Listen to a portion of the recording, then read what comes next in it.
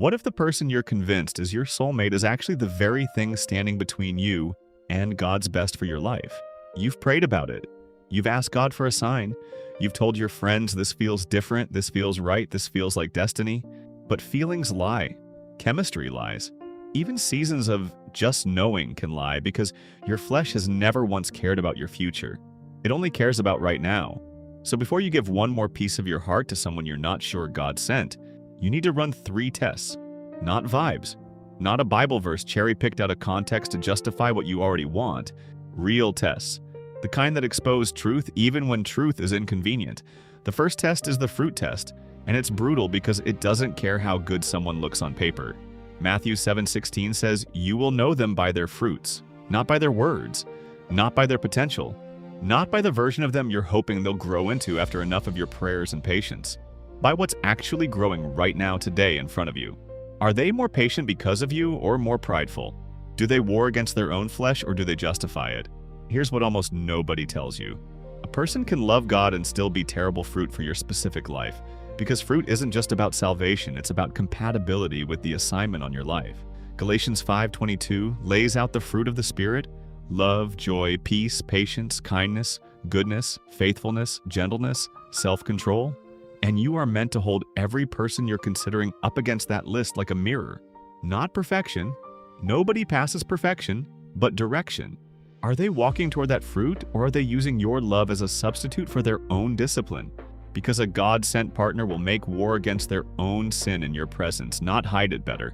And if you've been secretly editing what you tolerate, if you've lowered your own standard of holiness just to keep the relationship alive, that's not romance, that's erosion. And erosion always looks harmless until the structure collapses. The second test is the peace test, and this one will wreck the counterfeit relationships faster than anything else because counterfeit love always comes wrapped in chaos disguised as passion.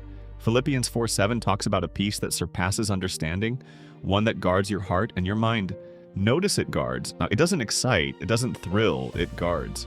A God-sent partner produces peace, even in hard seasons, even in disagreements, even when you're both tired and imperfect and human. Counterfeit relationships produce anxiety that you've rebranded as excitement. You check your phone waiting for them to text back and call it butterflies, when really, it's your spirit trying to warn you and your flesh drowning out the warning. Here's the part that will hit you if you're honest. Has this relationship ever made you feel like you had to perform to be loved? Has it made you feel like you were one mistake away from losing them? That's not the peace of God. That's fear. And 1 John 4:18 says, "Perfect love casts out fear, it doesn't manufacture more of it." A lot of people confuse intensity for confirmation. They think, this must be God because I've never felt anything this strong. But Jeremiah 17:9 warns you plainly, "The heart is deceitful above all things, who can know it?" Your heart will call chaos chemistry every single time if you let it. Ask yourself, when you pray about this person specifically, do you feel a settling in your spirit or do you feel a tightening? Do you feel like you're being confirmed? Or do you feel like you're negotiating with God, trying to convince Him the way you're trying to convince yourself? Because negotiation is not peace. Negotiation is a red flag wearing a wedding dress. The third test is the yoke test, and this is the one people avoid the most because it forces a decision, not just a feeling. 2 Corinthians 6:14 says, "Do not be unequally yoked with unbelievers." What fellowship has light with darkness? But here's what almost nobody tells you. This isn't only about someone being saved or unsaved. Plenty of people say the sinner's prayer once and call themselves believers while living entirely disconnected from any real pursuit of God. The yoke test asks a harder question. Are you actually walking in the same direction, pulling the same weight, toward the same purpose? A yoke connects 2 oxen to move one plow in one direction. If one is pulling toward ministry, toward obedience, toward sacrifice, and the other is pulling toward comfort, toward status, toward their own ambition dressed up in spiritual language, you are not yoked. You are being dragged or you are dragging them. And either way, something is going to snap. Ask yourself honestly, do they pray for you or do they simply say they will? Do they push you closer to your calling or do they quietly, secretly resent the parts of you that are set apart? A God-sent partner doesn't feel threatened by your relationship with God, they feel sharpened by it. Proverbs 27:17 says, "Iron sharpens iron," and sharpening isn't always comfortable, but it always produces something stronger, not something smaller. If being with this person has made you shrink, made you pray less, dream smaller, chase less of what God put in you, that is not sharpening. That is dulling, and no one warns you how slowly it happens. It doesn't happen in one dramatic moment. It happens in 100 small compromises you didn't think mattered. Now here's the part you need to sit with, because this is where most people get it wrong. These 3 tests are not about finding someone perfect. God never sent you a perfect person because He didn't send you one to worship. He sent them to walk with you toward Him. The fruit test isn't asking if they've arrived. The peace test isn't asking if life is always calm. The yoke test isn't asking if you agree on everything. They're asking one unified question underneath all 3. Is this person, right now, drawing you closer to the will of God for your life? Or are they slowly, quietly, secretly pulling you away from it while convincing you it's love? Because that is the real danger. Nobody enters a wrong relationship thinking, this will destroy my walk with God. They enter it thinking, this feels like the one. And 3 years later, they're asking why they feel spiritually dry, why prayer feels distant, why the fire they used to carry has gone cold. And they never connect it back to the yoke they willingly stepped into. Here's something else you need to hear, and it might not be comfortable. Sometimes the test isn't about the other person at all. Sometimes it's about you. Sometimes you fail the fruit test, not them.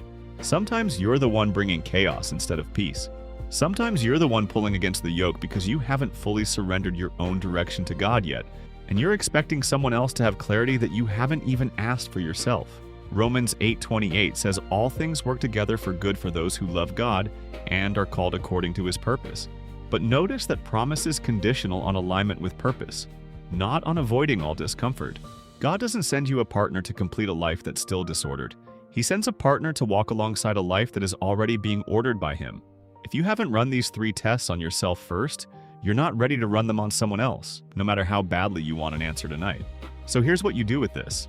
Stop asking God for a sign shaped like fireworks and start asking Him for discernment, shaped like fruit, peace, and alignment. Watch the fruit over time, not the potential you've imagined. Feel the peace in your actual spirit, not the excitement you've mistaken for confirmation. Examine the yoke honestly.